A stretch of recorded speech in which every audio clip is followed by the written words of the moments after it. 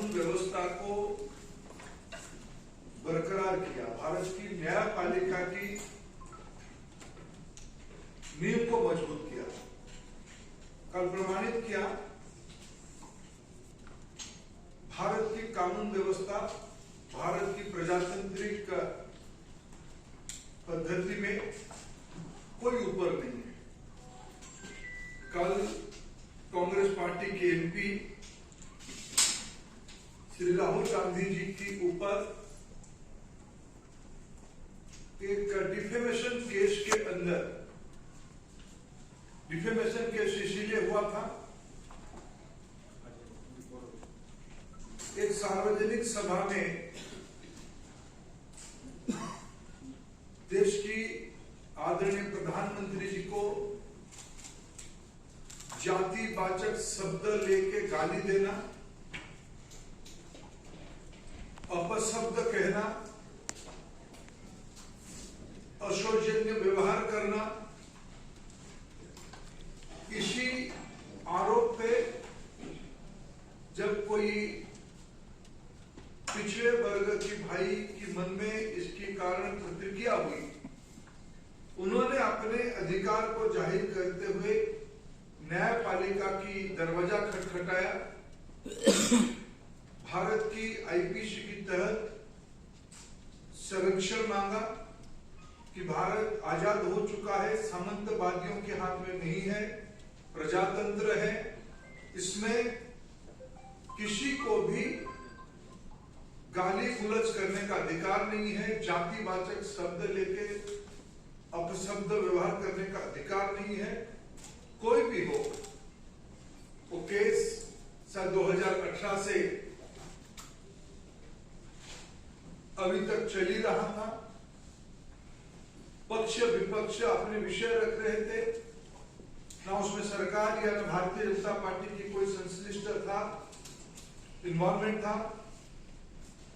न्यायपालिका ने बीते कल समाज में तनाव विभेद के आरोप में कांग्रेस पार्टी के सांसद को 2 साल की सजा सुनाई। इसमें ओबीसी समाज, जो आज चट्टान की तरह प्रधानमंत्री नरेंद्र मोदी जी के नेतृत्व के साथ, देश की एससी एसटी वंचित वर्ग जो प्रधानमंत्री नरेंद्र मोदी जी के साथ खड़े हुए हैं, जो स्टेटमेंट के माध्यम से केवल एक बार नहीं अनेक बार उनकी माताजी ने मौत की सौदागर कहा था, जहर की खेती उन्हीं लोगों की मुंह से आई थी। विभिन्न समय में अपशब्द व्यवहार करके एक समाज को, भारत की एक महत्वपूर्ण, भले ही सामाजिक दृष्टि से उनकी मर्यादा आजादी के 75 साल में उतना ना बन पाए, लेकिन प्रजातंत्र में ही अधिकार दिया था, बहुमत ही महत्व रखता है। ऐसे समाज से प्रधानमंत्री आते हैं, इसीलिए उस समाज को, जाति को, गरीबी को ताच्छल्य करना, नीचा दिखाना, ये सब सीरीज ऑफ स्टेटमेंट की प्रमाण है। और न्यायपालिका ने उस मानसिकता के खिलाफ जजमेंट दिया, फैसला सुनाया। इसमें समाज को राहत हुई, सुकून मिली। मित्रों, सबको मालूम है भारत की जनप्रतिनिधि कानून 1951 के तहत किसी भी सदस्य को अगर सजा होती है तब उसकी सदस्यता चली जाती है, कि भारत में पहली बार नहीं हुई है। कई विधानसभाओं में और इस लोकसभा में भी कई मान्यवरों की सदस्यता गई है, और इनकी पार्टी के पूर्व सदस्य अभी भी राज्यसभा में सदस्य रहे, सदस्य हैं, और देश की वरिष्ठ लॉयर कपिल सिब्बल जी ने कल ही कहा था, जजमेंट के साथ सदस्यता जाना तय है। ये बहाना दिखाया जाता कि 30 दिन के समय था, ऐसा नहीं था। कानून कहती है सदस्यता आरोप सिद्ध होने के साथ साथ, दंड विधान होने के साथ साथ करी जाएगी। और मैं आपको एक बहुत पुरानी बात नहीं, लेकिन समय कैसे क्रूर होता है, समय कैसे निष्ठुर होता है, आपको याद दिलाना चाहूंगा। 2013 में जो साहबजादे आज और उनके लिए उनकी चाटुकार छाती पीट रहे हैं, हाय तौबा कर रहे हैं, 2013 की प्रेस क्लब की उस प्रेस कॉन्फ्रेंस को मैं याद दिलाना चाहूंगा।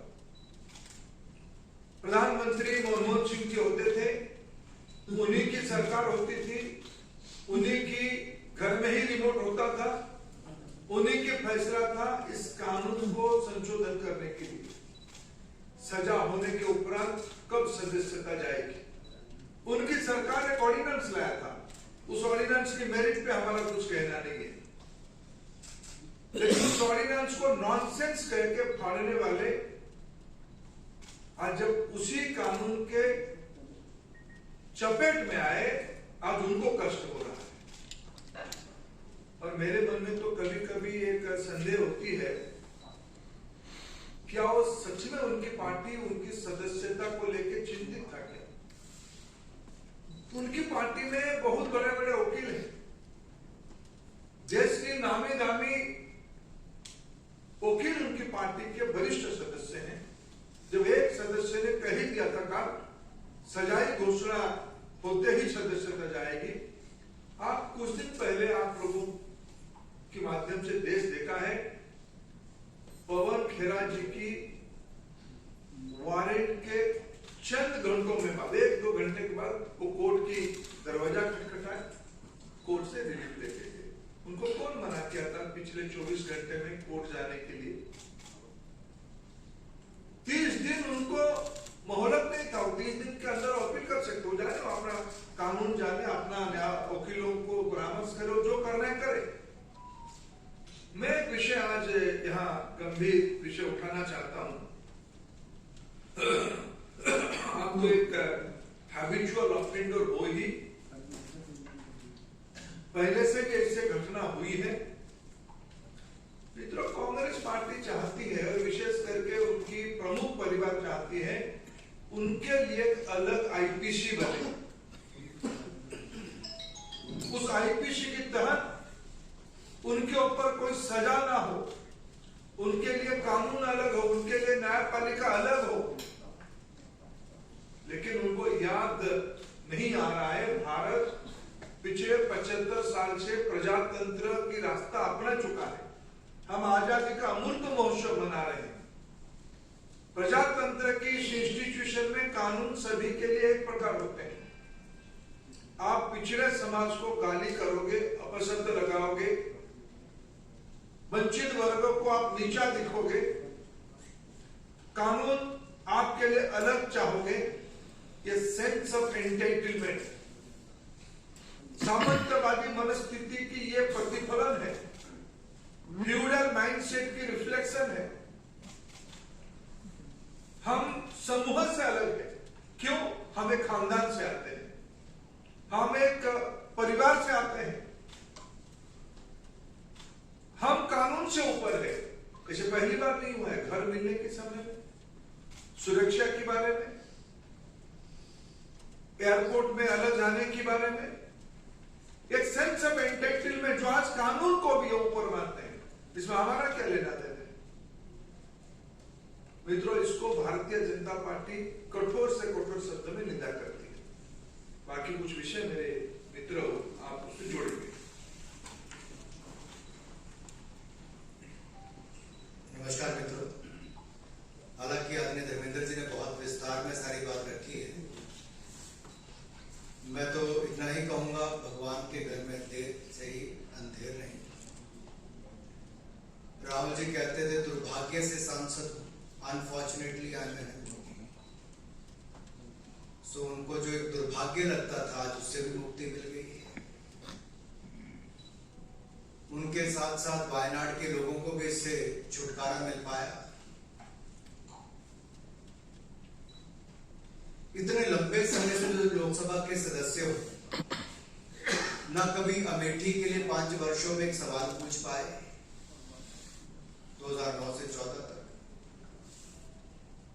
और इतने वर्षों में मात्र 21 डिबेट्स में भाग लेना तो अपने आप में दिखाता है कि वर्ष उतने हो गए लेकिन उतनी डिबेट्स में पार्टिसिपेट नहीं किया।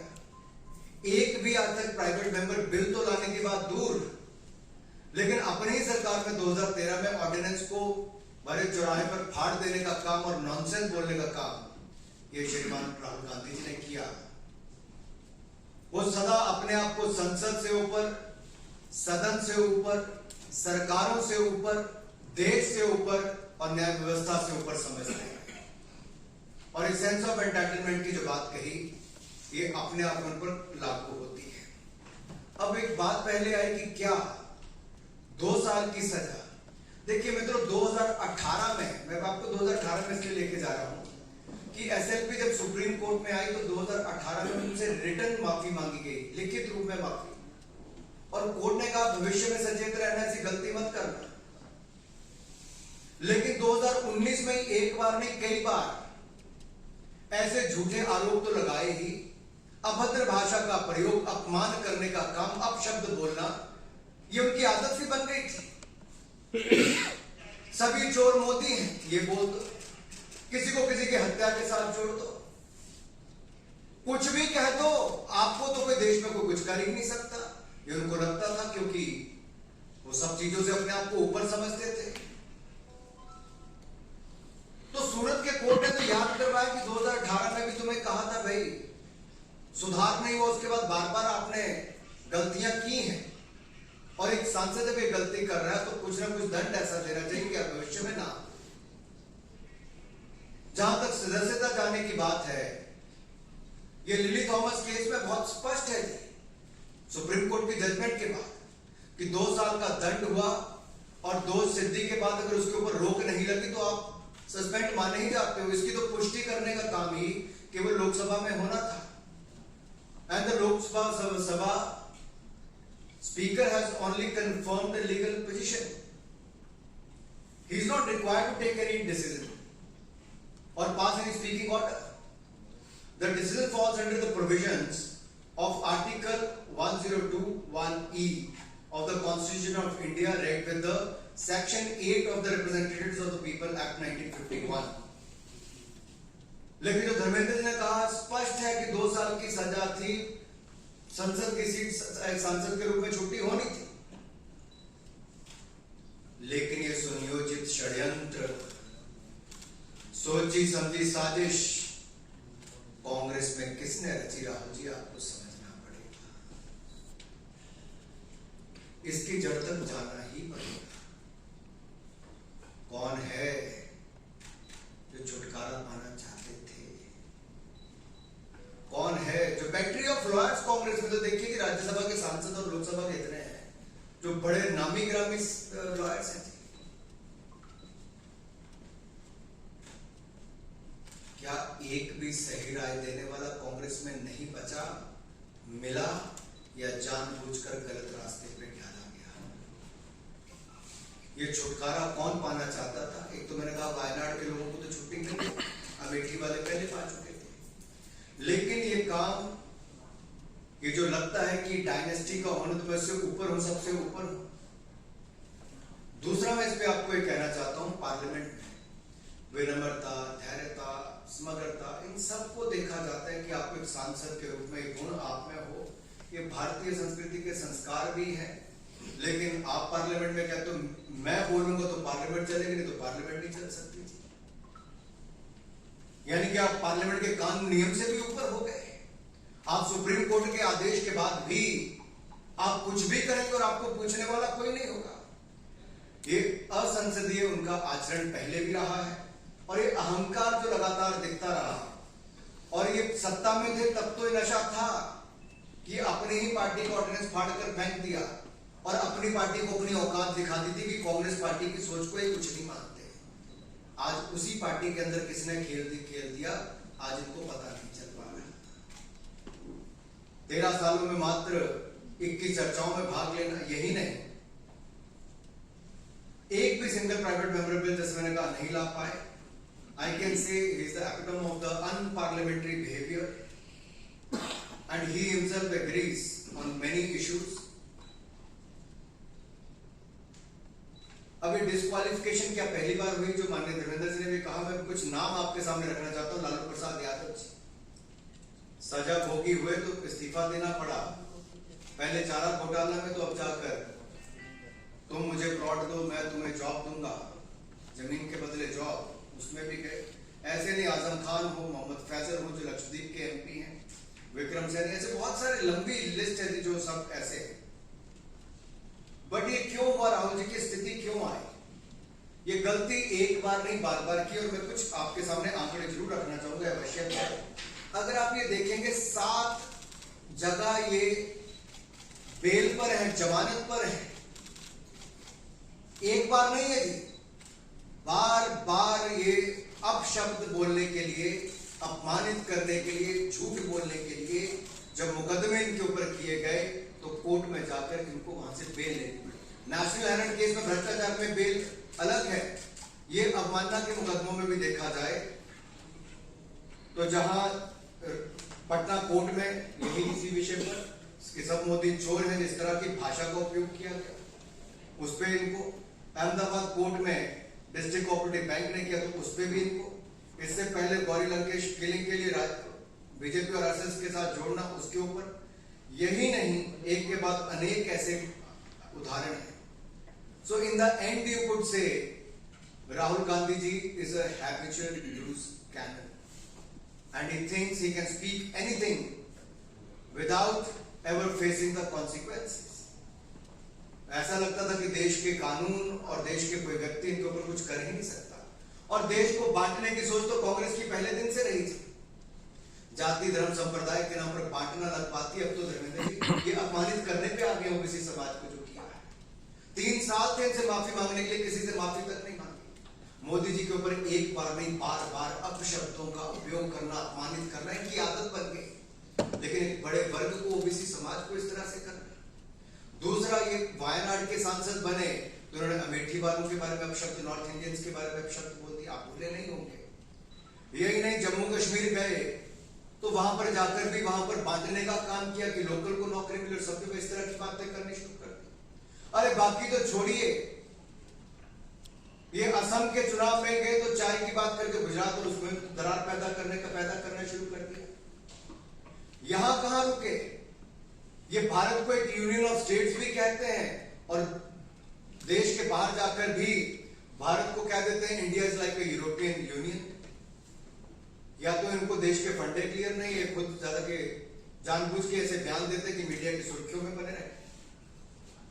और ये लगातार कश्मीर के बारे में जो कहना, जो 370-35 से नेहरू जी की डेथ थी, जो इनके कारण बेड़ागर्क वहां पे हुआ था, लोगों की जाने गई, उससे बचाने का काम मोदी जी की सरकार ने किया। ये विदेश में जाकर उसके बारे में भी गलत बोलते हैं। ये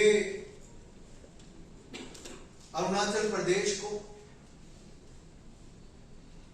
भारत का हिस्सा नहीं मानते। इसके ऊपर कोई जवाब देने के लिए तैयार नहीं। भारत की वैक्सीन के बारे में गलत टिप्पणी करते हैं, उस पर विश्वास नहीं हो। जहां मोदी जी की सरकार, मोदी जी सबका साथ, सबका विकास, सबका विश्वास, इस पर काम करते हैं, ये लोग समाज को बांटने का काम, और विशेष तौर पर एक वर्ग को जो लगता है कि मोदी जी अगर उससे आते भी हैं, उसको बार बार अपमानित करने का काम करते हैं। मैं तो इतना ही कहूंगा अंत में, अगर आपका कोई सवाल हो, कि ये जो बहुत पहले से होना था, ये अब होके रहा है, और एक बार नहीं, राहुल गांधी ने बार बार ऐसे अपराध किए। सर, मेरे 2 सवाल हैं। एक तो अनुराग ठाकुर जी से है। आपने कहा कि कांग्रेस पार्टी में जिस तरह के आपको कह रहे थे वहाँ कोई विभीषण है राहुल गांधी के खिलाफ।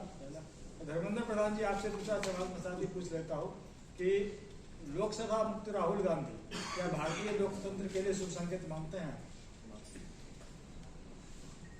देखिए, आज तो कोर्ट नहीं किया, सरकार और मेरे पार्टी की कोई संबंध नहीं है।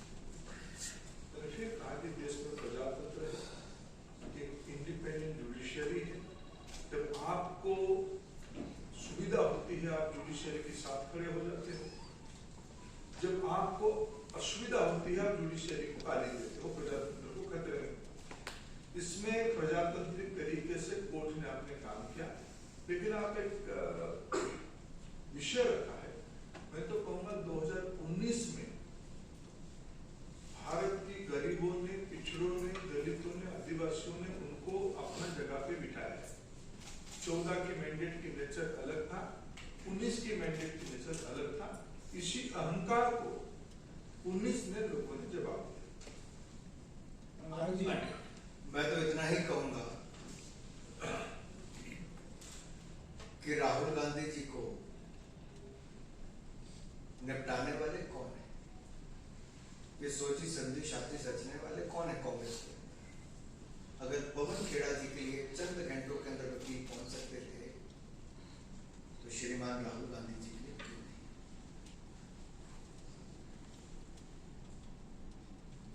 एक बड़ा सवाल खड़ा होता है। सर, दो सवाल हैं, दोनों जुड़े हुए हैं। कांग्रेस पार्टी ये कह रही है कि आज लोकतंत्र के लिए काला धब्बा है, काला दिन है और पूरी तरह से इसके लिए बीजेपी और सरकार को जिम्मेदार ठहराती है।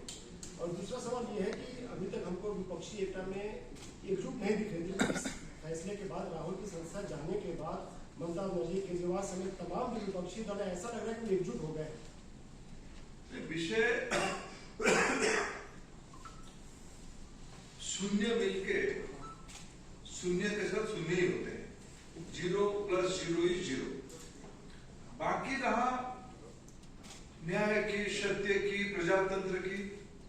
हम ये बार बार मैं कह रहा हूं, ये ना भूले, ये मान्यवर कोर्ट ने ही ये जजमेंट दिया है। ये कोई एक रात में कंप्लेन हुआ, दूसरे दिन जजमेंट आई नहीं है। कोर्ट ने कई बार मौका दिया है, सुप्रीम कोर्ट ने फटकार लगाई है। 4 कोर्ट में केस चल रहा है। कोर्ट के केस की नेचर एक ही है, गाली गुलज, अपशब्द, जाति को उस्काना, जाति को नीचा दिखाना, अंडरमाइन करना, ये सामंतवादी मानसिकता के लिए कोर्ट ने विषय कहा। इसमें बीजेपी कहाँ है, सरकार कहाँ है, और बाकी शून्य मिलकर शून्य के साथ और शून्य बड़ा हो जाएगा। हमें कोई आपत्ति नहीं। सर, जैसे सर आप इसी सवाल से थोड़ा जुड़ा हुआ सवाल है सर, क्योंकि सारी जो पॉलिटिकल पार्टीज हैं वो अब सामने आई हैं और सारी पॉलिटिकल पार्टीज ने एक ही चीज बोली है कि डेमोक्रेसी का अंत हो चुका है। तानाशाही है, चाहे अरविंद केजरीवाल हो, चाहे स्टालिन हो, चाहे उद्धव ठाकरे हो, तो सारे के सारे बीजेपी पे अटैक करें, जबकि ऑर्डर कोर्ट से आए, कोर्ट के ऑर्डर पे कुछ नहीं कह रहे हैं, बट सारे आगे सर डेमोक्रेसी पे सवाल उठा रहे हैं। सर, मैं आपकी संरक्षण चाहता हूँ, इसलिए आप सच को दिखाते रहिए। कभी कभी आपको भी गाली देते हैं, मीडिया भी कभी कभी सच जब दिखाता है उनको भी गाली गुलज होती है। आज अरविंद केजरीवाल जी को तो गुस्सा होना स्वाभाविक है। स्वच्छता की बात कह के आने वाले व्यक्ति रंगे हाथ पकड़े गए, 2 मंत्री उनकी जेल में पहुंच गए थे। इसलिए ये विषय को कितने भी लोग, मैंने कहा 0 + 0 = बिग 0। मेरा सवाल कि कोर्ट का फैसला आया है, बार बार आप कह रहे हैं कोर्ट नहीं किया, लेकिन बावजूद कांग्रेस की तरफ से सीधा बीजेपी पे आरोप, उनके अध्यक्ष खड़गे ने कहा है कि राहुल गांधी को सत्य बोलने की सजा मिली है। इसका क्या है कि सत्य बोलने की सजा मिली है? सत्य क्या ओबीसी को गाली देना सत्य आप मानते हैं खड़गे जी? क्या सामंतवादी मनस्थिति को आप सत्य मानते हैं? विभेद पैदा करना को आप सत्य मानते हैं? अगर मान लीजिए इतने बड़े राजनीतिक व्यक्ति, सामाजिक व्यक्ति आदरणीय खड़गे जी अगर इस उम्र में भी इसी को सत्य मानते हैं, मैं उनसे क्षमा मांगता हूं। ये सत्य नहीं है, ये अहंकार है, ये तानाशाही की मनस्थिति है, ये सामंतवादी मनस्थिति, सत्य नहीं है। कोर्ट ने उनको आईना दिखाया है। रविंदर जी, सर 2 सवाल है कि कांग्रेस का कहना है कि शहीद का बेटा है, शहीद प्रधानमंत्री के बेटे हैं राहुल गांधी, और उनके साथ अन्याय हो रहा है। तो और ये भी कह रहा है कि जैसे इंदिरा गांधी के खिलाफ कोर्ट का ऑर्डर हुआ, चुनाव हारी, लेकिन कमबैक की और पूरे जो उस समय जो सरकार थी उसको तहस नहस कर दी इंदिरा गांधी, उसी तरह से राहुल गांधी फिर से कमबैक करेंगे। और दूसरा, राहुल गांधी के सदस्यता जाने से जो वैकेंसी हुई है, क्या लग रहा है केजरीवाल हो या दूसरे, ये इसको पूरा करना चाहते हैं अपोजिशन में? देखिए, मूल बात ये सारे भ्रमात्मक बातों से दूर नहीं होती है। अभी मेरे सहयोगी अनुराग जी ने पूरा ब्यौरा दिया, किस कोर्ट में, किस भाषा में, किस कारण से किस कोर्ट में केस चल रहा है। उनके ऊपर सुप्रीम कोर्ट ने क्या कहा है, उनके ऊपर उनकी पार्टी के लोगों ने क्या कहा है। अभी अभी आप ही लोगों की एक पत्रकार वार्ता में उनकी साथ बैठे हुए उनकी सहयोगी उनको हाथ पकड़ रहे थे, तो सत्य क्या है? उसके लिए भी क्या भारतीय जनता पार्टी जिम्मेदार है या सरकार जिम्मेदार है? किसी की नाकामी, किसी की अहंकार, किसी की गाली गुलज की भाषा, मूल जो विषय मैंने कहा था सेंस ऑफ एंटाइटलमेंट, हमें कोई कुछ नहीं कर सकते। देश हमारी पुरखों से जागीर है, हम खानदानी तरीके से देश को शासन करने के लिए आए हैं। वो भूल रहे हैं कि बहुत बड़े संघर्ष के बाद 1947 में देश को एक राजनीतिक अधिकार मिला है, उसको भूलना चाहते हैं। उस मुगालत में एक काला चश्मा लगा के घूम रहे हैं।